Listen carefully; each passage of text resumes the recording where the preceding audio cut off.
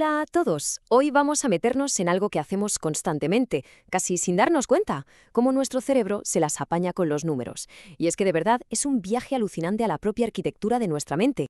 Para arrancar, a ver, pensemos en un misterio. Imaginemos por un momento a una persona que, después de una lesión en el cerebro, puede hablar, leer, recordar su vida, todo perfecto.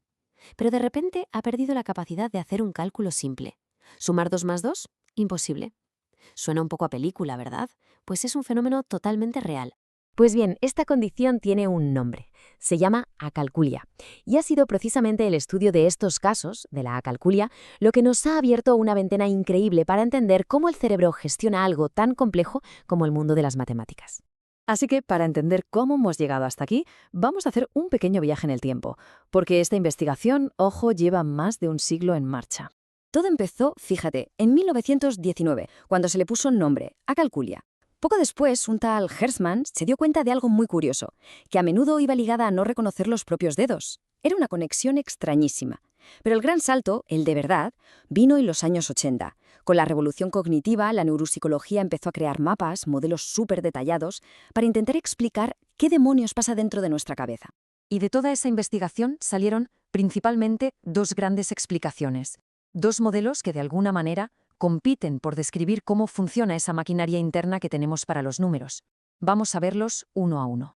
Vale, vamos con el primero. Se le conoce como el modelo de McCloskey, y para entenderlo, lo mejor es imaginarse un organigrama o el procesador de un ordenador.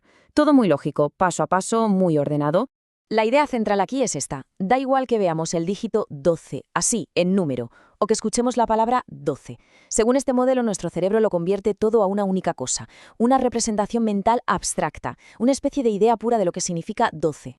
El proceso, según McCloskey, tiene tres fases muy claras. Primero, la comprensión.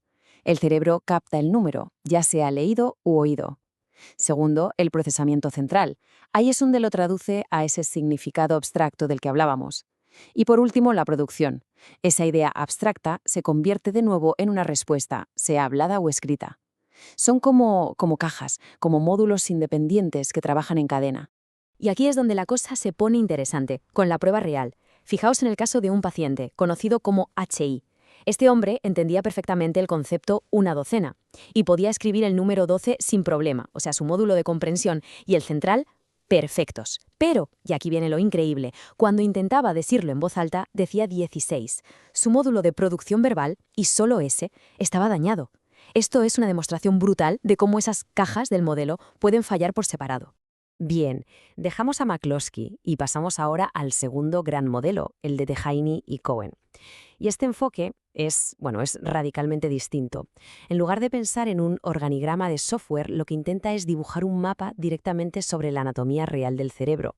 La idea aquí rompe totalmente con la anterior. Aquí no hay un único significado central. Para nada.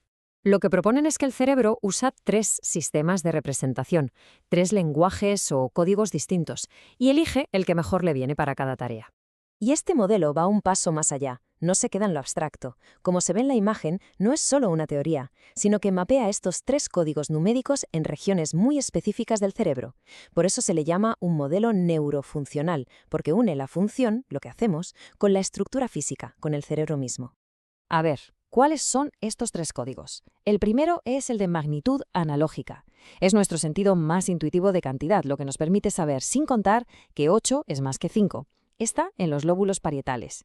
El segundo es el verbal auditivo, la cancioncilla, la secuencia de palabras que usamos para contar o para recitar las tablas de multiplicar. Pura memoria auditiva. Y el tercero es el arábigo visual, que es el que se encarga de procesar la forma de los dígitos, el 2, el 7, y es clave para los cálculos con varios números. Y para entenderlo, tenemos el caso del paciente Mar. A él se le había dañado el código de magnitud, así que una pregunta que parece de niños como ¿qué número hay entre el 2 y el 4? Para él era un mundo. Dificilísimo. Sin embargo, su código verbal estaba perfecto y podía recitarte las tablas de multiplicar de memoria sin pestañear. Esto demuestra de nuevo que estos códigos son independientes y se pueden dañar por separado. Perfecto.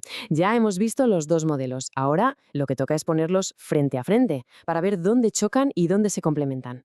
El debate central, la pregunta del millón, es esta. Cuando pensamos en un número, ¿Nuestra mente va a una sola idea, a un concepto central y abstracto, como dice McCloskey? ¿O más bien maneja varias representaciones distintas según lo que necesite hacer en ese momento, como proponen Dehaene y Cohen? Aquí está el meollo de la cuestión. El modelo de McCloskey es funcional, modular. Piensa en el cerebro como si fuera un software con una única representación abstracta en el centro. En cambio, el de Dehaene y Cohen es neurofuncional. Se basa en el hardware, en la geografía del cerebro. Para que nos entendamos, uno es un organigrama de procesos y el otro es un mapa de áreas cerebrales. Pero bueno, más allá de este debate académico, que es muy interesante, la pregunta es, ¿y todo esto para qué sirve? ¿Por qué es importante entenderlo en el mundo real? A ver, la clave no es decir, este modelo es el bueno y este el malo. No va de eso. Ambos modelos, aunque sean distintos, son como dos herramientas que nos permiten empezar a comprender la increíble, la asombrosa complejidad que hay detrás de algo que nos parece tan tonto como sumar 2 más 2. Y este conocimiento es absolutamente fundamental. Nos permite entender y, sobre todo, ayudar en casos de discalculia, que es como la dislexia de los números. Es vital para rehabilitar a pacientes que han sufrido un ictus o un daño cerebral. Ayuda a entender cómo se deterioran estas capacidades en enfermedades como el Alzheimer. Y, por supuesto, nos da pistas valiosísimas para enseñar matemáticas de una forma mucho más eficaz, una que esté alineada con cómo funciona de verdad nuestro cerebro. Y para terminar, os dejo con una última reflexión. El modelo de Dehaene y Cohen en particular nos muestra una conexión profundísima entre los números y cómo percibimos el espacio, esa especie de línea numérica mental que todos tenemos.